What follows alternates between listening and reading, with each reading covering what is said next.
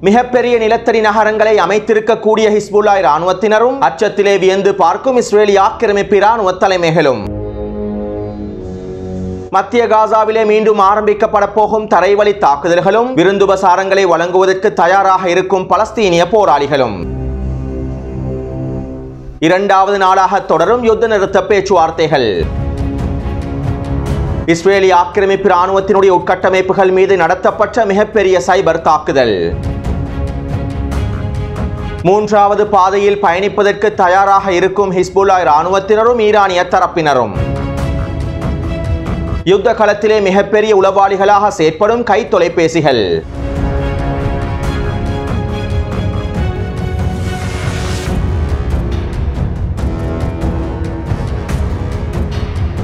ஈரானின் IRGC குதுஸ் படையினுடைய ஆலோசகர்களில் ஒருவரான kernel Ahmed ரேசா அவர்கள் நேற்றைய தினம் வீரமரணம் அடைந்துள்ளார். கடந்த மாதம் சிரியாவிலே மேற்கொள்ளப்பட்ட வான்வழி தாக்குதலில் கர்னல் அஹமத் ரேசா அவர்கள் படுகாயம் அடைந்திருந்தார். பிறகு இவர் கடந்த ஒரு மாதமாக ஈரானின் முக்கிய வைத்தியசாலைகளில் சிகிச்சை பெற்று வந்தார். நேற்றைய தினம் சிகிச்சை பலனின்றி வீரமரணம் அடைந்துள்ளார். சிரியாவில் இருக்கக்கூடிய IRGC குதுஸ் படையினுடைய மிக முக்கியமான ஆலோசகர்களில் இவரும் ஒருவராக கருதப்படுகின்றார். அதே நேரம் சிரியாவில் இருக்கக்கூடிய IRGC குதுஸ் படையினர் தொடர்ச்சியான வேலை திட்டங்களையும் முன்னெடுத்து வருகின்றார்கள். சிரியாவிலே அமெரிக்க ஆக்கிரமிப்பு படைகளுக்கு எதிராகவும் அமெரிக்க ஆக்கிரமிப்பினுடைய உதவியை பெற்றிருக்கக்கூடிய பிரிவினைவாத படைகளுக்கு எதிராகவும் அமெரிக்க ஆக்கிரமிப்பு ஜியோனிஸ் ஆக்கிரமிப்புக்கு பின்னால் இருக்கக்கூடிய பயங்கரவாதிகளுக்கு எதிராகவும் IRGC குதுஸ் படையினர் சிரியாவிலே தொடர்ச்சியான தாக்குதல்களையும் வேலை திட்டங்களையும் முன்னெடுத்து வருகின்றார்கள். அத்தோடு ஈரானின் IRGC குதுஸ் படையினர் கடந்த 2 வாரங்களுக்கு முன்பே கர்னல் அஹமத் ரீசா அவர்களுடைய வெற்றிடத்திற்கு இன்னும் புதிய 3 தலைமைகளையும் நியமித்துள்ளார்கள். எனவே இந்த படுகொலைகள் மூலமாக யுத்த களத்திலே எந்த விதமான மாற்றங்களும் ஏற்படுத்தப்பட போவதில்லை. ஆனால் இந்த படுகொலைகளுக்கு பின்னால் இருக்கக்கூடிய மிக முக்கியமான விடயம் பற்றி நாங்கள் அறிந்திருக்க வேண்டும். கடந்த 315 நாட்களுக்குள் இஸ்ரேலிய ஆக்கிரமிப்பு இனப்படுகொலையினுடைய வான்வழி தாக்குதலின் மூலமாகவும் படுகொலை தாக்குதல்களின் மூலமாகவும் ஹிஸ்புல்லாஹ் இராணுவத்தினுடைய 380 வீரர்கள் படுகொலை செய்யப்பட்டுள்ளார்கள். தெற்கு லெபனான் பிரதேசத்தில் இருக்கக்கூடிய ஹிஸ்புல்லாஹ் இராணுவத்தின் 8 கள தளபதிகள் வீரமரணம் அடைந்துள்ளார்கள். மேலும் தெற்கு லெபனான் பிரதேசத்தில் இருக்கக்கூடிய ஹமாஸினுடைய 5 தலைமைகளும் 8க்கும் அதிகமான கள தளபதிகளும் இஸ்ரேலிய ஆக்கிரமிப்பினால் படுகொலை செய்யப்பட்டு வீரமரணம் அடைந்துள்ளார்கள்.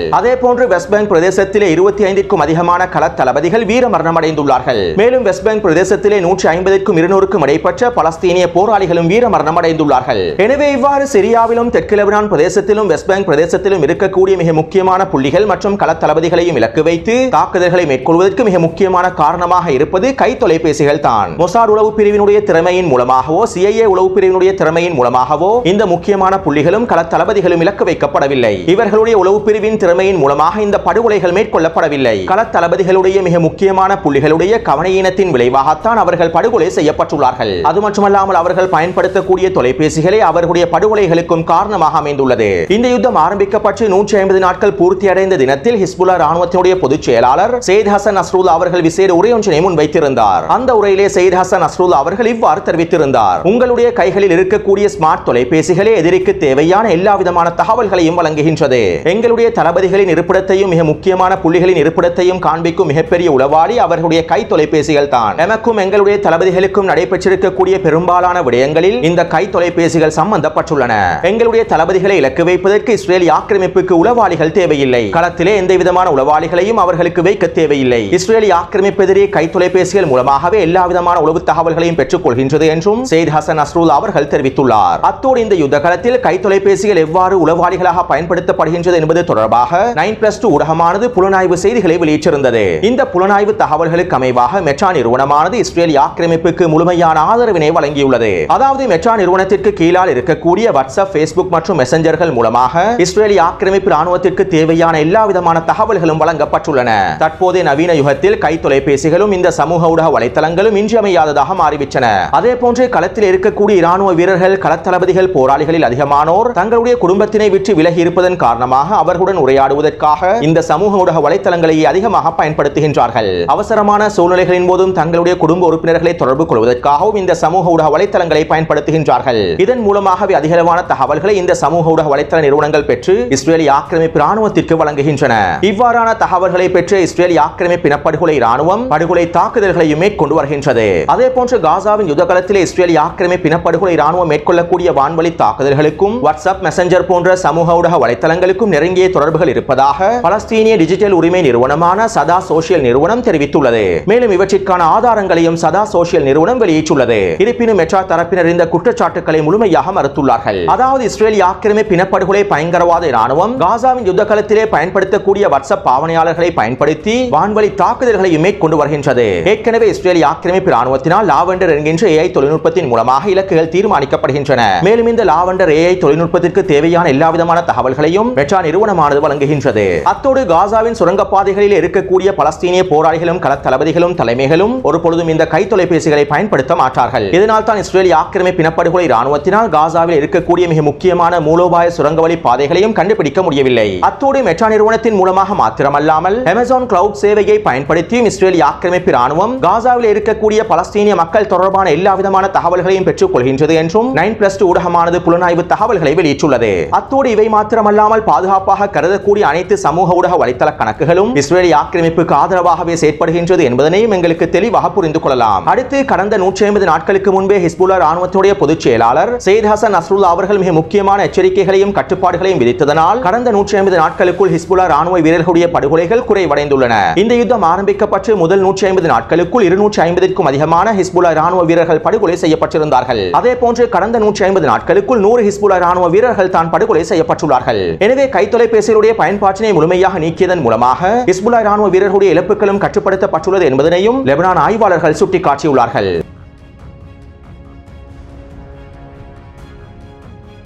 ஈரானுக்கும் இஸ்ரேலிய ஆக்கிரமிப்புக்கும் இடையில் சைபர் தாக்குதல்கள் தொடர்கின்றன. நேற்றிரவு ஈரானினுடைய மிக பிரபல்யமான சைபர் குழுக்களில் ஒன்றான ஹன்சலே சைபர் குழுவானது இஸ்ரேலிய ஆக்கிரமிப்பு ராணுவத்தினுடைய உட்கட்டமைப்புகள் மீது மிக பயங்கரமான சைபர் தாக்குதலை மேற்கொண்டுள்ளார்கள். அதாவது இஸ்ரேலிய ஆக்கிரமிப்பு ராணுவத்தின் உட்கட்டமைப்பில் பயன்படுத்தக்கூடிய மின்னணு உபகரணங்களை வழங்கக்கூடிய EPS டெக் நிறுவனத்தினை இலக்கு வைத்து இந்த சைபர் தாக்குதல் மேற்கொள்ளப்பட்டுள்ளது. இஸ்ரேலிய ஆக்கிரமிப்பு ராணுவத்தினுடைய மிக முக்கியமான தொழில்நுட்ப பிரிவான 8200 தொழில்நுட்ப பிரிவுகளில் EPS டெக் தொழில்நுட்ப நிறுவனம் மிக முக்கியமான இடத்தை பிடித்துள்ளது. குறித்த நிறுவனத்தின் மூலமாகத்தான் இஸ்ரேலிய ஆக்கிரமிப்பு ராணுவத்தின் உட்கட்டமைப்புகளிலே பயன்படுத்தக்கூடிய ரகசியமான உபகரணங்கள் அனைத்தும் வழங்கப்படுகின்றன. எனவே இந்த EPS டெக் நிறுவனத்தின் மீதான சைபர் தாக்குதலை மேற்கொண்டு 8 டெராபைட்டிற்கும் அதிகமான தகவல்களை பெற்றுக் கொண்டிருப்பதாக ஹன்சலே சைபர் குழுவானது அறிவித்துள்ளது. மேலும் இவற்றினை உறுதிப்படுத்துவதற்காக இஸ்ரேலிய ஆக்கிரமிப்பு ராணுவத்தின் உட்கட்டமைப்பில் ரகசியமாக பயன்படுத்தக்கூடிய மிக முக்கியமான உபகரணங்கள் தொடர்பான எல்லா விதமான புகைப்படங்களையும் வெளியிட்டிருந்தார்கள். எனவே இஸ்ரேலிய ஆக்கிரமிப்பு ராணுவத்துடன் ரகசியமாக தொடர்பு படக்கூடிய மிக முக்கியமான நிறுவனங்களில் ஒன்றான EPS டெக் நிறுவனத்தின் மீதான சைபர் தாக்குதல் இஸ்ரேலிய ஆக்கிரமிப்பு ராணுவத்திற்கு மிகப்பெரிய பின்னடைவை ஏற்படுத்தும் என்றும் இஸ்ரேலிய ஆக்கிரமிப்பினுடைய ஆய்வாளர்கள் குறிப்பிட்டுள்ளார்கள். பல தசாப்தங்களாக வேலை திட்டங்களை முன்னெடுத்து இஸ்ரேலிய ஆக்கிரமிப்பு இனப்படுகொலை ராணுவம் உருவாக்கிய அனைத்து விதமான மின்னணு உபகரணங்கள் தொடர்பான தகவல்களையும் தற்போது ஈரானிய ஹேக்கர்ஸ் குழுக்கள் பெற்றிருப்பது இஸ்ரேலிய ஆக்கிரமிப்பு ராணுவத்திற்கு மிகப்பெரிய விளைவுகளை ஏற்படுத்தக்கூடியது என்றும் தெரிவிக்கப்படுகின்றது. அத்தோடு இனி வரக்கூடிய நாட்களில் பெறப்பட்ட அனைத்து தகவல்களையும் வெளியிடப் போவதாகவும் குறித்த ஹேக்கர்ஸ் குழுவானது அறிவித்துள்ளது. ஈரானிய தரப்பினர் இஸ்ரேலிய ஆக்கிரமிப்புக்கு எதிராக பதிலடி தாக்குதல்களை மேற்கொள்வதற்கு முன்பு இவ்வாறான மிக முக்கியமான தகவல்களை பெற்றுக் கொண்டிருப்பது இஸ்ரேலிய ஆக்கிரமிப்பு ராணுவத்திற்கு மிகப்பெரிய சேதத்தினை ஏற்படுத்தக்கூடியது என்றும் ஈரானிய ஆய்வாளர்களும் கருத்துக்களை வெளியிட்டுள்ளார்கள்.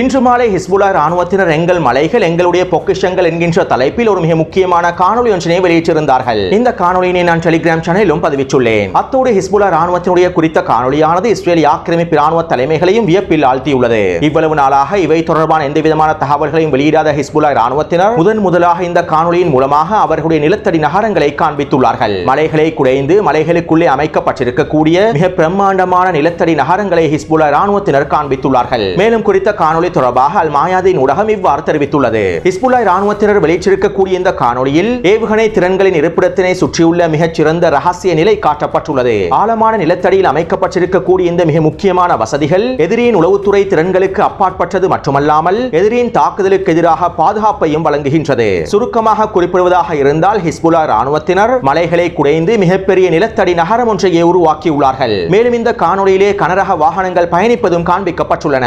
எந்த விதமான தடையும் இல்லாமல் இந்த கனரக வாகனங்கள் பயணிக்கின்றன. அது மட்டுமல்லாமல் குறித்த நிலத்தடி நகரத்திலே வைத்தியசாலைகள் அமைக்கப்பட்டிருப்பதாகவும் 8 மாதங்களுக்கு மேலாக பயன்படுத்தக்கூடிய உணவு தேவைகளை பூர்த்தி செய்யக்கூடிய வசதிகளும் போராளிகள் வாழ்வதற்கு தேவையான அனைத்து விடயங்களையும் உள்ளடக்கிய ஒரு முழுமையான நகரமாகவே இந்த நிலத்தடி நகரத்தினை அமைத்துள்ளார்கள். இந்த காணொலியில் விசேட ஆயுதமான இமாத்-4 என்கின்ற ஏவுகணையையும் காண்பித்துள்ளார்கள். மேலும் இந்த ஏவுகணை தளத்தினை எதிரியினால் அழிக்க முடியாத வண்ணமும் அமைத்துள்ளார்கள். அத்தோடு குறித்த நிலத்தடி நகரமானது எங்கு ஆரம்பிக்கின்றது, எதனோடு இணைகின்றது, எங்கு முடிவடைகின்றது என்பது தொடர்பான எந்தவிதமான தகவல்களும் காண்பிக்கப்படவில்லை. மேலும் இந்த காணொலியின் மூலமாக ஹிஸ்புல்லா ராணுவத்தினர் மிக முக்கியமான செய்திகளை வழங்கியுள்ளார்கள். நாங்கள் முழுநீள போருக்கு தயாராகவே இருக்கின்றோம். இஸ்ரேலிய ஆக்கிரமிப்புக்கு எதிரான போருக்கு தயாராக இருக்கின்றோம். நீங்கள் நினைத்து கூட பார்க்க முடியாத திறன்கள் எங்களிடம் இருக்கின்றது என்பதனையும் ஹிஸ்புல்லா ராணுவத்தினர் குறித்த காணொலியின் மூலமாக காண்பித்திருப்பதாக அல் மாயாதீன் ஊடகம் குறிப்பிட்டுள்ளது. அது மட்டுமல்லாமல் குறித்த காணொலியானது இஸ்ரேலிய ஆக்கிரமிப்புக்கு எதிரான உளவியல் போரினுடைய ஒரு பகுதியாகும் என்றும் அல் மாயாதீன் ஊடகம் சுட்டிக்காட்டியுள்ளது. அடுத்து ஹிஸ்புல்லா ராணுவத்தினுடைய துணை பொதுச் செயலாளர் ஷேக் நயீம் காசிம் அவர்கள் அல் மாயாதீன் ஊடகத்திடம் இவ்வாறு தெரிவித்துள்ளார். இன்று நாம் 3 பாதைகளை எதிர்கொள்கின்றோம். காசா மீதான இஸ்ரேலிய ஆக்கிரமிப்பின் தொடக்கமே முதலாவது பாதையாகும். இந்த முதலாவது பாதையிலே காசாவின் யுத்த களத்திற்கு ஆதரவாக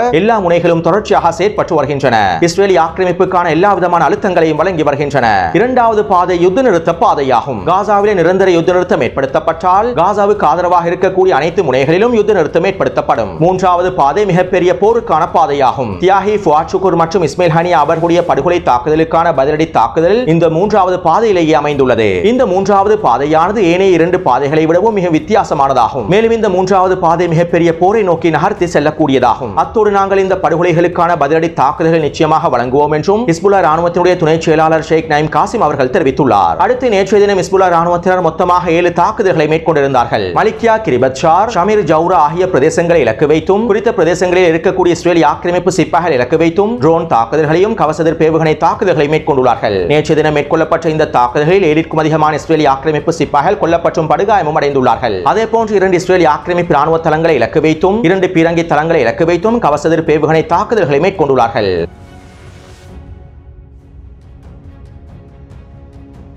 இன்றைய தினம் பிரான்ஸ் மற்றும் பிரித்தானியாவினுடைய வெளியுறவுத்துறை அமைச்சர்கள் இஸ்ரேலிய ஆக்கிரமிப்புக்கு அவசர விஜயம் ஒன்றினை மேற்கொண்டிருந்தார்கள். பிராந்திய விரிவாக்கத்தினை தடுப்பதற்காகவும் ஈரானுடனான போரை தடுப்பதற்காகவுமே இவர்கள் இஸ்ரேலிய ஆக்கிரமிப்புக்கு விஜயம் செய்திருப்பதாக தெரிவிக்கப்பட்டிருந்தது. ஆனால் இவர்கள் இஸ்ரேலிய ஆக்கிரமிப்பு வெளியுறவுத்துறை அமைச்சரை சந்தித்து ஈரானுடனான மோதலின் போது இஸ்ரேலிய ஆக்கிரமிப்பினை பாதுகாப்பதற்காக எல்லா விதமான உதவிகளையும் வழங்குவதற்கு தயாராக இருப்பதாக பிரான்சினுடைய வெளியுறவுத்துறை அமைச்சரும் பிரித்தானியாவுடைய வெளியுறவுத்துறை அமைச்சரும் தெரிவித்துள்ளார்கள். பிராந்திய விரிவாக்கத்தினை கட்டுப்படுத்துவதற்காக சென்ற வெளியுறவுத்துறை அமைச்சர்கள் இறுதியில் இஸ்ரேலிய ஆக்கிரமிப்பினை பாதுகாப்பதற்காகவும் ஈரானுக்கு எதிராக செயற்படுவதற்காகவும் நண்பர்களாக மாறியுள்ளார்கள். அது மட்டுமல்லாமல் அமெரிக்க ஆக்கிரமிப்பு மத்திய கிழக்கை நோக்கி மேலதிகமாக 4000 துருப்புக்களையும் அனுப்பியுள்ளது. இதனால் தற்போது மத்திய கிழக்கில் இருக்கக்கூடிய அமெரிக்காவுடைய இராணுவ தளங்களில் மொத்தமாக 40,000க்கும் அதிகமான சிப்பாய்கள் இருப்பதாகவும் அமெரிக்க அதிகாரிகள் சுட்டிக்காட்டியுள்ளார்கள். மத்திய கிழக்கு அமெரிக்க இராணுவ தளங்களில் இருக்கக்கூடிய 40,000க்கும் அதிகமான அமெரிக்க சிப்பாய்கள் இஸ்ரேலிய ஆக்கிரமிப்பினை பாதுகாப்பதற்காகவும் ஈரானின் தாக்குதலை தடுத்து நிறுத்துவதற்காகவும் ஈரானுக்கு எதிரான தாக்குதல்களை மேற்கொள்வதற்காகவும் தயாராக இருப்பதாகவும் அமெரிக்க ஆக்கிரமிப்பு அதிகாரிகள் ஊடகங்களிடம்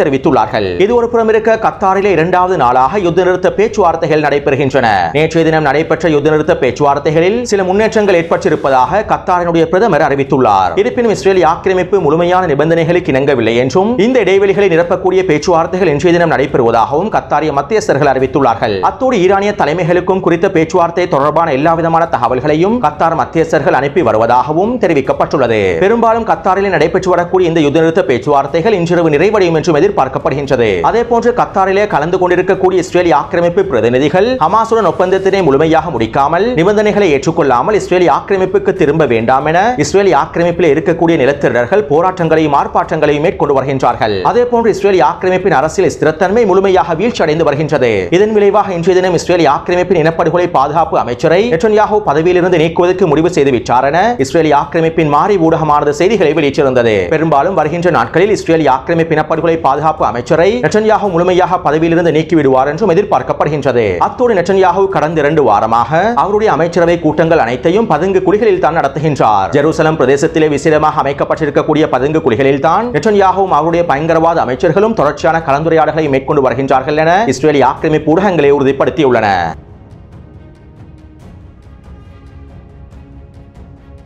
ரஃபாவில் இருக்கக்கூடிய சுரங்கவழி பாதைகள் தொடர்பாக கடந்த 10 நாட்களுக்கு முன்பே அல் ஜசீரா ஊடகமானது சில முக்கியமான தகவல்களை வெளியிட்டிருந்தது. ரஃபா எல்லை பிரதேசத்திலே இஸ்ரேலிய ஆக்கிரமிப்பு இனப்படுகொலை ராணுவத்தினால் கண்டுபிடிக்கப்பட்டிருக்கக்கூடிய சுரங்கவழி பாதைகள் ஹமாஸினுடைய மூலோபாய சுரங்கவழி பாதைகள் அல்ல, ரஃபாவில் இருக்கக்கூடிய வியாபாரிகள் பயன்படுத்தக்கூடிய வர்த்தக சுரங்கவழி பாதைகள் என்றும் அவை தொடர்பான ஆதாரங்களையும் குறிப்பிட்டு அல் ஜசீரா ஊடகம் செய்திகளை வெளியிட்டிருந்தது. இப்படியான நிலைமையில் தான் இஸ்ரேலிய ஆக்கிரமிப்பு இனப்படுகொலை ராணுவம் இந்த வர்த்தக சுரங்கவழி பாதைகளை அழித்துவிட்டு நாங்கள் ஹமாஸினுடைய மிக முக்கியமான 50 சுரங்கவழி பாதைகளை அழித்துள்ளோம் என செய்திகளை வெளியிட்டுள்ளது. ஆனால் குறித்த சுரங்கவழி பாதைகளை அழிக்கக்கூடிய காணொளிகளை கூட இஸ்ரேலிய ஆக்கிரமிப்பு ராணுவம் வெளியிடவில்லை. அடுத்து காசாவின் யுத்தகாலத்திலே கான் யூனிஸ் கிழக்கு பிரதேசத்திலும் ரஃபா பிரதேசத்திலும் தாக்குதல்கள் தொடர்கின்றன. அதே நேரம் தற்போது இஸ்ரேலிய ஆக்கிரமிப்பு இனப்படுகொலை பயங்கரவாத இராணுவம் கான் யூனிஸின் வடகிழக்கு பிரதேசமான அல் கராரா பிரதேசத்தின் ஊடாகவும் மத்திய காசாவினுடைய தேர் எல் பலா கிழக்கு பிரதேசத்தின் ஊடாகவும் தரைவழி தாக்குதல்களை ஆரம்பிக்க போவதாக அறிவித்துள்ளது. இதற்கமைவாக இலக்கம் 3-4 குறிப்பிடப்பட்டிருக்கக்கூடிய பிரதேசங்களில் இருக்கக்கூடிய பலஸ்தீனிய மக்களை முழுமையாக வெளியேறுமாறும் இஸ்ரேலிய ஆக்கிரமிப்பு ராணுவம் அறிவித்துள்ளது. மேலும் குறித்த பிரதேசத்தில் இருக்கக்கூடிய பலஸ்தீனிய போராளிகள் விருந்துபசாரங்களை வழங்குவதற்காக தயாராகவே இருக்கின்றார்கள். அடுத்து ரஃபாவிலும் கான் யூனிஸ் கிழக்கு பிரதேசத்திலும் தொடர்ச்சியான தாக்குதல்கள் மேற்கொள்ளப்பட்டு வருகின்றன.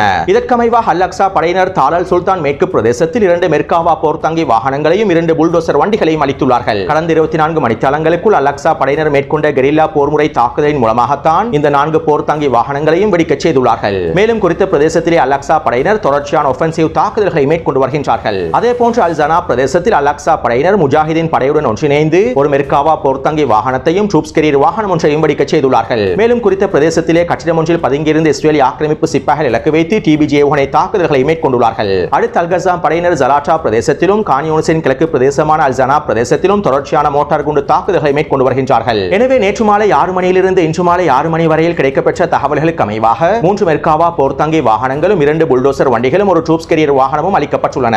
மேலும் 20க்கும் அதிகமான இஸ்ரேலிய ஆக்கிரமிப்பு சிப்பாய்கள் அளிக்கப்பட்டும் படுகாயமும் அடைந்துள்ளார்கள். எனவே இந்த காணொலி தொடர்பான கருத்துக்களை பதிவிடுங்கள். தொடர்ந்து என்னுடன் இணைந்திருங்கள். நன்றி, வணக்கம்.